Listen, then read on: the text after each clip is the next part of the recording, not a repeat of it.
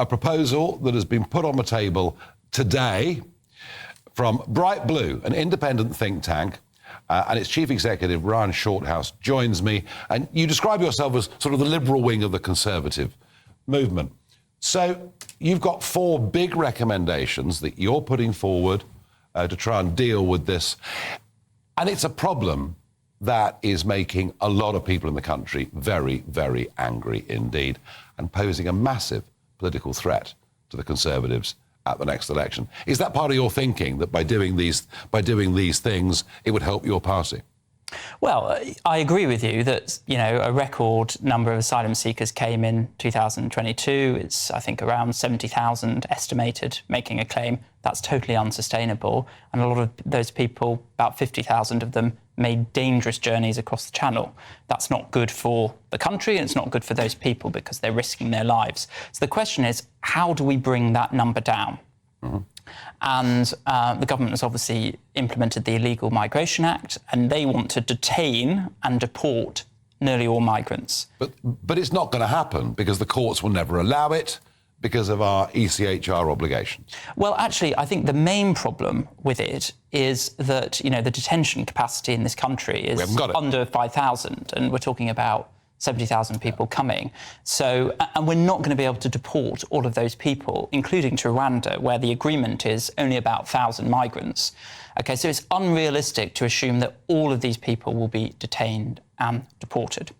So the question is, what do we do about it? Yep. So I think we need control and compassion. So my own view is that there needs to be some legal and safe routes for people who are not from particular countries. So at the moment, Ukraine and Afghanistan, you can come through resettlement routes, but we know there are countries like Iran, for example, which about a third of all asylum seekers coming into the UK come from, which is a dangerous country.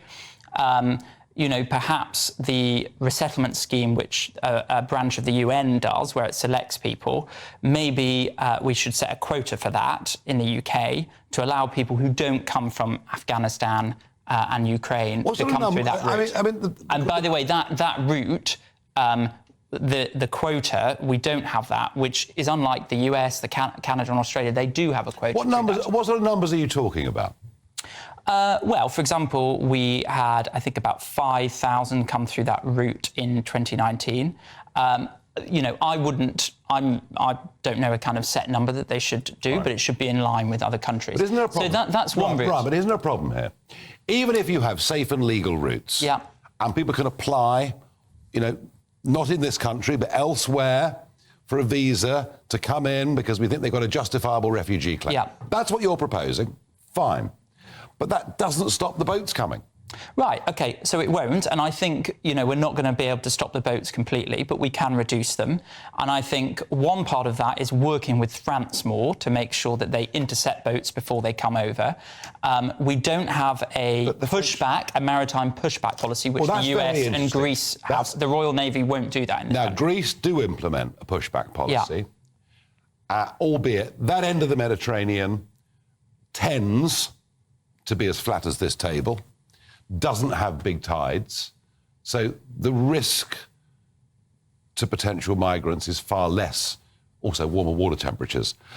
Pushback in the English Channel, we would lose a lot of people, wouldn't we? I presume the Royal Navy are not intercepting for safety reasons is one part of it. The other is no returns policy with another country. But I think really at the heart of it, Germany and France have many more asylum claims than we do, but they process them quicker. Because of the Mediterranean. They haven't chosen to have more asylum claims. It's because of the Mediterranean, because of the EU policy. But processing is interesting. Now, we've heard stories, I can't believe they're true, even if 8 out of 10 civil servants are working from home this week, given the weather. But we've heard stories that asylum caseworkers in the Home Office processing 1 claim a week. Is that actually true? I don't know, but I do know it's a problem in the UK that we don't process claims as quick as they do in Germany and France. And actually, our acceptance rate, I think, is quite high. So I think Suella Braverman, the Home Secretary, really needs to be getting a grip on that, processing claims much quicker and making sure that our rejection rate is in line with our international Well, that's interesting because Albania, 50% of people from Albania in the last couple of years have had their asylum claims accepted. Unbelievable. I mean, here we've got a country that's an applicant country to the European Union's a holiday destination, whereas in Germany, it was 0. In France, it was about 13%, I think. So, I mean, you could say one solution to it is just let everybody stay. But the real problem here, and the real problem with the boats, I think, is when people are rejected, we're not deporting them, are we?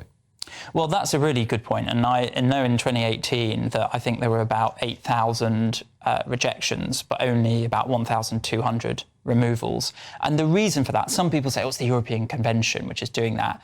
I actually think it's because there is no returns agreement in place with some countries, so it's very difficult to remove those people. Also, we don't have ID cards in this country, so it's very hard to track where some people go. So I think we need to be revisiting that. Well, on the ID cards, I've filmed for GB News them chucking their mobile phones and ID into the English Channel. So how does ID cards solve it? Well, I mean, I'm not a kind of technical expert, but I do think that if we had better tracking of people and they wouldn't get lost in the system, in the black economy, I think that would be something that would be quite good. Well, we put tags on some of them and they just cut them off.